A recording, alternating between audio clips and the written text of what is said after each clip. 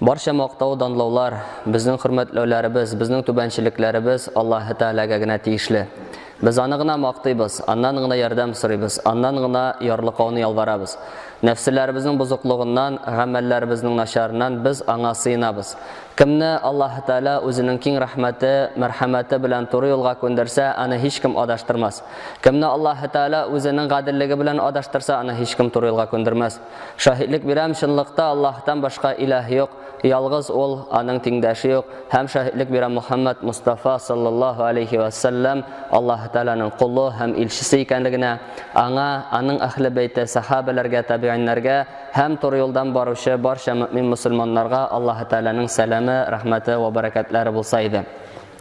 Ан Аби Хурайра радиллаһу анһу قال: قام رسول الله صلى الله عليه وسلم حين أنزل الله عز وجل وأنذر عشيرتك الأقربين. قال: يا معشر قريش، أو كلمة نحوها: اشتروا أنفسكم لا أغني عنكم من الله شيئا. يا بني مناف، لا أغني عنكم من الله شيئا. يا عباس ابن عبد المطلب، لا أغني عنك من الله شيئا. ويا صفية عمة رسول الله صلى الله عليه وسلم، لا أغني عنك من الله شيئا. ويا فاطمة بنت محمد صلى الله سليني ما شئت من مالي، لا أغني عنك من الله شيئا. Abu Hurayradan kitirilgan hadisda Alloh Taala azza va jalla Shug'ara surasidan tubandagi oyatni indirgach, unda Alloh Taala ayta: "Yaqinlaringni Alloh g'azabi bilan qo'rqit" degan. Shu oyatni indirgach, Alloh ilchisi sallallohu alayhi va sallam turdi ham aytdi: "Ey Quraysh qabilasi, jonlaringizni Alloh Taoladan sotib oling'iz, chunki men sizga bir nechikta yordam eta olmam" degan. Ham ey Banu Mannaf, o'zingizni Alloh Taoladan yulib oling'iz, aning g'azabidan yulib oling'iz, chunki men sizga bir nechikta yordam eta olmam. Ey Abbas ibn Abdul Muttalib, men o'zingni yulib ol Alloh Taolaning g'azabidan, men senga bir nechikta yordam eta olmam deydi. Ham ey Safiya, Alloh elchisining opasi, men senga bir nechikta Alloh Taoladan yordam eta olmam. Ham ey Muhammadning qizi Fatima, mendan narsa tilasang shuni so'ra, moldan, dunyoviy ayberdan ani berirman, lekin Alloh Taolaning g'azabidan seni yulib qola olmam deydi. Ya'ni mana shunday qisqagina anglayishli so'zlar bilan Rasululloh sallallohu alayhi va sallam endi da'vatining Makka shahrining oshiq da'vatini boshlab jibardi. Ham butun sunada endi anglatib ketdi. Bu dunyoda narsagina so'rasalar da Alloh elchisi ularga dunyoviy ayber bilan yordam etara olsa-da, o aning darajasini qaramasdan, aning Alloh huzurunda olib turgan o'rnina qaramasdan, oxiratda ularga bir nechikta yordam eta olmay, agarda ular dinni qabul etmasalar, islom dinini qabul etmasalar. Ham g'adatiy holdirki, musulmonning qardoshlarini qarata ko'rkam muomalada bo'luvi. Ham endi Payg'ambar sallallohu alayhi va sallamda boshqa kishilardan tugul, o'zining oilasidan, o'zining xalqidan boshladi. Chunki u mana shu qisqagina so'zlar bilan anglatib ketdi. Ikki dunyo baxti, ikki dunyo barakati, ham endi oxiratdagi mangilik sa'odat ul endi iymon bilangina bog'liq ekanligin. Shundoqdan endi har birimizning bo'rishi tuganlarimizni, yaqinlarimizni gunoh batqaqligidan chiqarishga tirishuv, sababini qilib qarov.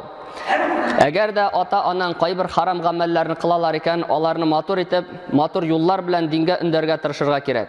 Agarda zo'rlar tarafidan zo'r xatolar, gunohlar qilina ekan, zo'r xatolar jibarilar ekan, ularni tuzatganda da so'zni so'ylabgina ko'rkam va'z bilan, matur axloq bilan, ko'rkam muomalalar bilan endi tuzatirga tirishirga kerak. Qoti etib, berilib, ularni ranjitib, dindan endi ularni keriga burmas uchun. Bungi kunda chunki bek ko'p shusha xato qabatlana, kishi aligina namozga kela, aligina ul shusha masjid eshiklarini ochib kira, ham ani endi shundoq tuyi boshlaylar. Nega sen bulay kiyinasing, nega tubatayni kiyib kirmaysing, tishdan uramda kiyib kelmaysing deb мәҗбүр теге фарыз булган түгел, инде башка гамәлләр белән аны төйи башлыйлар. Һәм инде ахыр чиктә әле ныгы бетмәгән диндә аның инде сынып китергә мөмкин. Шушы кешеләргә карата инде аның теге гайрәте чигеп китергә мөмкин. Һәм инде менә шушыны кулланалар инде башка менә шушы диннән ерак булган секталар дип әйтик инде. Шушындай кеше үз-үзен таба алмый торган заманда, үзенең бурычларын таба алмый торган заманда, шушылар инде аларга күркәм мөгамәлә белән үзләренең ялгыш юлларына алып кирип китәләр. Бүгенге көндә бик күп кабатлана торган хәл. Бөтенесе дә нәрсә сәбәпле? Вакытында әйтелмәгән йомшак сүз, күркәм вагаз булмау сәбәпле. Каты итеп инде аларны төяп җибәрәләр һәм алар шушы әйберне күтәрә алмыйча сынып китәләр кай вакытта. Һәм инде Коръәндә Ибраһим алейһиссаламның кыйссасы, әтисе белән булган кыйссасы безгә үрнәк булып тора. Ибраһим алейһиссаламның инде аны бөтенебез дә беләбез, әтисе Азар исемле иде. Коръәндә килгәнчә ул менә шу путлар ясап кәсеп кыла иде. Үзе генә гыйбадат кылып калмый путларга, бүтән кешеләргә менә шу путларны ясап биреп, аларны алдаштыруда катнаша торган кеше иде. Ибраһим алейһиссалам Аллаһ Тәаланың дусты, халиле, Аллаһ Тәала хузурында зур дәрәҗәләргә ирешкән пәйгамбәр әтисен дингә өндәй. Һәм Аллаһ Тәала безгә аның инде сүзләрен, аның дингә өндәү методын дип әйтик инде, алымнарын, усулын Аллаһ Тәала безгә аңлатып бирә. Аллаһ Раббыбыз әйтә: "Вазкур фил китаби Ибраһим, иннаху кана сиддиқан набiyya." Эй Мөхәммәд, үз кавмыңа син Ибраһим кыссасын сөйлә. Дөреслекдә ул рас сүзле, тугры эшле, улуг мәртәбәле пәйгамбәр булды. Димәк, Аллаһ Раббыбыз иң беренче ассызыклый аның инде дәрәҗәләрен, аны үрнәк итеп китерә пәйгамбәрбез Мөхәммәд саллаллаһу алейхи ва сәлләмгә. Һәм Ибраһим алейһиссаламның сүзләрен җиткерә. "Из қала ли абихи я абати лима та'буду ма ла ясмa'у ва ла юбсиру ва ла югни анка шай'a." Һәм ул үзенең әтисенә әйтте ди Аллаһ Раббыбыз безгә аның сүзләрен хәбәр итә. "Эй әтием, нигә син ишетми, күрми торган, файда китерә алмый торган путларга табынасың? Я абати инни кад джаани минал илми ма лам ятика фаттаби'ни ахдика сиратан савия." Эй әтием, хак дин, шәригать турында син белмәгән нәрсәләр миңа вахи булып иреште. Син миңа иярсәң, мин сине туры юлга кертирмен. Игътибар итегез, Ибраһим алейһиссалам мөрәҗәгать итә, "Эй әтием" дип, "Я әбәти" дип, яратып, якын итеп. Чөнки ул аңа һәрбер кешегә кебек үк тә аның инде әти, әнисе аның өчен беренче урында тора иде. Һәм менә бунда Ибраһим алейһиссалам үзенең мушрик булган атасын ничек итеп чакыра? Ул әйтә, "Эй әтием" дип. Һәм Аллаһ Раббыбыз аның сүзләрен җиткерә. "Я әбәти ла та'буди шайтан, инна шайтана кана лир-рахмани асия." Эй әтием, шайтанга табынма. Дөреслекдә шайтан рәхимле, шәфкатьле булган Аллаһ Тәаләгә каршычы булды. Иң башта Ибраһим алейһиссалам сүзләрен башлый ерактанрак. "Миңа гыйлем бирелде, Аллаһ Тәала мине туры юлга күндерде, һәм син миңа ияргән чиракта син дә туры юлда булырсың" дип әйтте. Һәм инде соңыннан әтисен әзерләгәч әйтә, "Шайтанга гыйбадат кылма, дөреслекдә ул рәхимле, мәрхәмәтле булган Аллаһ Тәаләгә карата каршычы булды" ди. Һәм инде әйтә, "Я әбәти инни ахафу ан ямассака азабун минар-рахмани фатакуна лиш-шайтани валия." Эй әтием, Аллаһка карышып шайтанга табынганың өчен газаплануда шул шайтан белән бергә булырсың дип куркам ди. Аллаһ Тәала менә шу сүзләрне җиткерә һәм менә шушы алымны ул безгә инде отышлы итеп күрсәтә. Пәйгамбәр саллаллаһу алейхи вәсәлләмгә үрнәк итеп күрсәтә. Игътибар итсәк, әтисенә бер дә син мушрик, син диннән ерак, син шайтанның инде кулы яисә шайтанга табынасың дип әйтмәде. Шайтанга табынма, шайтан белән бергә булма, туры юлга күндермен, әгәр дә күндер син Аллаһ Тәала, әгәр дә син миңа иярсәң дип күркәм итеп вагазын сөйләде. Һәм инде беләбез бу кыйссаны, әтисе аны сорый, "Эй Ибраһим, әллә син безнең иләһләрдән баш тартасыңмы? Ул ишракта без сиңа таш белән бәреп куып чыгарыбыз" ди.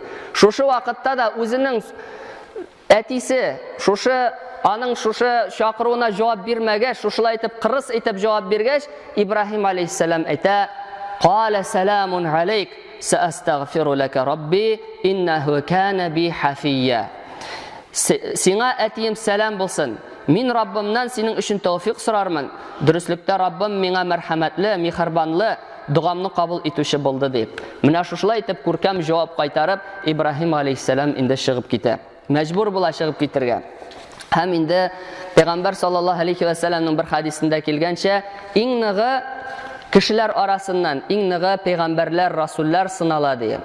Аннан соң салих булган бәндәләр, изгелекле булган бәндәләр. Һәм инде аннан соң шулардан түбәнрәк булганнар ди. Һәм Пәйгамбәр саллаллаһу алейһи ва сәллям әйтә, һәм кешенең иманына бәйле рәвештә, иманының ныклыгына бәйле рәвештә сынауларның инде килүе күбәя ди. Зуррак сынаулар килә. Һәм менә монда Ибраһим алейһиссалам ул пәйгамбәр, ул гөнаһ кылмаган бер вакытта да Аллаһ Тәгаләнең әмерләрен җиренә җиткереп үтәгән, ләкин Аллаһ Тәгаләне шушылай итеп сыный иң башта ук үзенең инде әтисе аның диндә булмавы белән. Һәм Аллаһ Раббыбыз әлбәттә үзенең кулларын төрлечә сыный. Һәр кулын аңа гына хас рәвештә.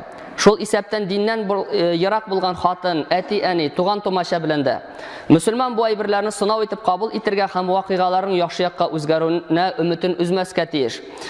Чөнки менә инде гыйбрәт алырга кушалар бит инде. Бүгенге көндә мисал өчен ире намазга басып китә, хатыны әле узаклый намазга басуы белән. Инде теге хатынга намаз укымаган өчен тәкфир кылып, küfürlükкә чыгарып, инде айырып китәләр. Һәм мондый ишраклар бик күп, һәм бик күп ишетергә һәм күрергә туры килә. Ләкин инде әгәр дә кеше үзе үзгәреп кала ала икән дингә кереп, яхшы итеп үзен тәрбияли ала икән, һәм бу иң кыен әйбер. Чөнки сөйләү ул һәр вакыт кешене өйрәтү ул иң җиңеле. Иң кыены үзеңне үзгәртү. Үзгәртеп кала ала икән, иртәме соңмы Аллаһ Тәгалә аның җавабына, аның сорауына җавап бирәчәк, дуасына җавап бирәчәк. Һәм инде андый ишракларны да сабырлык белән инде шушы гаиләләрен алып барып, ахыр чиктә дингә кергән ишракларын да бик күп күрәбез, әлхәмдүлилләh. Һәм инде Аллаһ илчесе саллаллаһу алейһи ва сәллям үзенең туган абыйсы Абу Талибны да дингә өндәүдән соңгы сулышына хәтле туктамады. Ягъни Абу Талибның соңгы сулышына кадәр. Ибн Мусайибтан китерелә, ул атасыннан китерә. Абу Талиб үлем хәлендә ятканда, аның янына Аллаһ илчесе саллаллаһу алейһи ва сәллям кирде. Ул вакытта Абу Талиб янында Абу Джахл бар иде. Аллаһ илчесе әйтте: "Эй абыем, Аллаһтан башка илаһ юк" дип әйт. Шул сүз сәбәпле мин Аллаһ каршында синең өчен дәгъва кылырмын ди. Ягъни Пәйгамбәр саллаллаһу алейһи ва сәллям шушы сүзне генә әйтсәң, Абу Талибның инде изге гамәлләре безнең бүгенге көндәге мусульманнар белән бөтенебезнекен кушып караганда да Абу Талибның изге гамәлләре күбрәк иде. Чөнки ул иң кыен вакытта Аллаһ илчесенә ярдәм итте. Бөтен кеше аны кысырыклаганда, ул аңа ярдәм кулын сузды. Һәм инде Пәйгамбәр саллаллаһу алейһи ва сәллям әйтә: "Эй абыем, Аллаһтан башка илаһ юк" дип әйтсәң, Аллаһ хузурында мин синең өчен дәгъва кылырмын ди. Сине яклап чыгырмын ди. Һәм шушы сүзне, шушы тәкъдимне әйтте.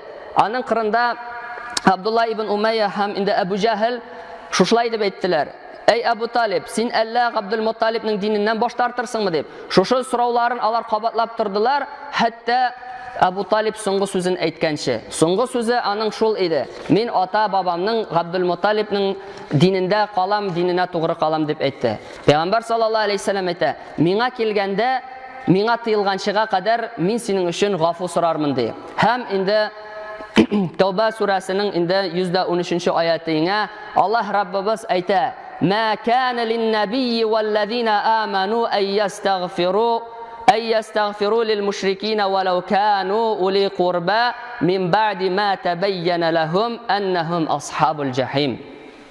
Тиеш түгелдер пәйгамбәргә һәм туры юлдан баручы мөмин мусульманнарга мушриклар өчен тәүбә истигъфар кылу, гафу сорау, аларның җәһәннәм әһелләре икәнлеге билгеле булганнан соң ди. Һәм инде шушы хәлдән соң Пәйгамбәр саллаллаһу алейһи ва сәллям абыйсына дуга кылуны туктатты. Чөнки аның абыйсы нинди генә изге булса да, анда иң төп әйбер юк иде, ул иман дигән әйбер юк иде. Бүгенге көндә менә чынлап та карасак, еш сөйләнәләр торган әйбер вакытның бәрәкәте калмады дигән. Чынлап та безнең бу дөньяда торуыбыз ул ком сагаты кебек. Әйләндерелеп куелган, ком туктамый, ага да ага, һәм инде без иң кызыгы белмибез өстә күпме калганын. Бәлки менә шу һәрберебезнең соңгы җумгасыдыр, бәлки һәрберебезнең бу соңгы намазыдыр. Аллаһ Тәгаләгә кыен түгел. Кавым кешеләрне юкка чыгарды. Шунлыктан менә шушы якыннарыбызны, туганнарыбызны без инде шушы мәңгелек бәхетле сәгадәт, мәңгелек сәгадәткә ирешер өчен без инде сәбәпләрен кылырга тиешбез. Инде хидаяткә керүне Аллаһ Тәгалә әйтә: "Иннәка ла тәһди ман ахбабта, валакинналлаһа яһди ман яша." Дөреслекдә син үзең теләгән, үзең яраткан кешене дингә китермәссең, мәгәр Аллаһ Тәгалә кемне теләсә шуны китерер. Бөтенләй көтмәгән кешеләрне Аллаһ Тәгалә синең тырышлыгың өчен китергә мөмкин дингә. Һәм тагын шушы мөһим мәсьәлә, шушы якыннар белән сөйләшкәндә, алар ярата торган сүзләр белән аларга мөрәҗәгать итәргә кирәк. Мәсәлән, әтием, әнием, абыем, апам, шуңа охшаш сүзләр белән, йомшаклык белән мөрәҗәгать итүне инде гыйлем әһелләре безгә тәкъдим итәләр. Шулай итеп син аларның күңеленә үтеп керәсең. Анас ибн Малик китергән хадистә булай диелә: Аллаһ илчесе Бану Наҗҗар кабиләсеннән булган бер кешене ширләгәч, хәлен белергә дип керде. Аллаһ илчесе аңа: "Эй абый, Аллаһтан башка илаһ юк дип әйт", диде. Тегесе сорады: "Мин синең дие, аның ягыннанмы, яисә атаң ягыннанмы абыең?" дип. Чөнки гарәп телендә менә бу ике сүзгә дә инде аерым сүзләр бирелгән. Һәм инде Пәйгамбәр саллаллаһу алейһи вәсәлләм әйтә: "Син минем анам ягыннан абыем" дип әйтте. Һәм инде янәдән Аллаһтан башка илаһ юк дип әйт диде. Тегесе: "Миңа хәерлеме соң ул?" диде. Һәм Аллаһ илчесе саллаллаһу алейһи вәсәлләм: "Әйе, бу сиңа хәерле" дип әйтте. Димәк, инде күрәбез, Бану Наҗҗар кабиләсеннән булса да, Пәйгамбәр саллаллаһу алейһи вәсәлләм аңа абыем дип якын итеп эндәште һәм инде шушы дингә керүне тәкъдим итте. Һәм шушы динне кабул итү аның өчен хәерле икәнлеген инде Пәйгамбәр саллаллаһу алейһи вәсәлләм аңа җиткерде. Аннан соң инде бөтенебез дә белә, бүгенге көндә бик күп кешеләр шушы матди кыенлыкларны кичерәләр, финанс кыенлыклары кичерәләр. Һәм инде менә бу очракта да иң беренче садакаларны динебез шушы туганнарга бирергә, туганнардан башларга тәкъдим итә. Чөнки Пәйгамбәр саллаллаһу алейһи вәсәлләм әйтә: "Инна садаката алал мискини садакатун, ва гала зи рахими итнан садакатун василатун" ди. Пәйгамбәр саллаллаһу алейһи вәсәлләмнең бу хадисенең мәгънәсе: дөреслекдә мискенгә бирелгән садака ул садака гына, мәгәр туганыңа бирелгән садака ул ике әйберне үз иченә ала ди. Садаканы һәм инде туганлык җепләрен ныгытуны ди. Һәм әлбәттә бөтен әйбер матди әйбергә генә, финансларга гына килеп терәлми. Кай вакытта инде кеше аны тыңлаучыга, яхшы киңәш бирүчегә дә мохтаҗ. Шуңа күрә кардәшеңә бу яктан да ярдәм итсәң, дәгъватның бик яхшы түре була. Чөнки күп кенә кешеләрнең инде бүгенге көндә менә шушы туры юлны тапмаулары сәбәпле күңелләре төшенкелеккә бирелә һәм инде күп кенә вакытта син аларны тыңлап, менә шушы туры юлга этәреп җибәрүең инде бәлки бик яхшы үтемле сәбәп булып торыр менә шу алда саналган сәбәпләргә караганда да. Инде Аллаһ Раббыбыз һәр барчаларыбызга да ныклы иман, тәүфик, хидаят, истиқамәтләрен насыйп итсен. Дөреслекдә Аллаһ Тәгаләнең бөтен әйбергә дә көче, кодрәте җитә.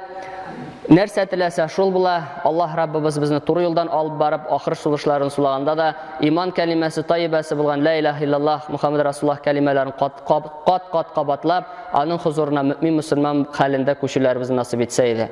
Ва aqulu qawli hadha wastaghfirullah li wa lakum wa li sa'iri jama'atil muslimin innahu huwal ghafurur rahim. Sami'ud du'a.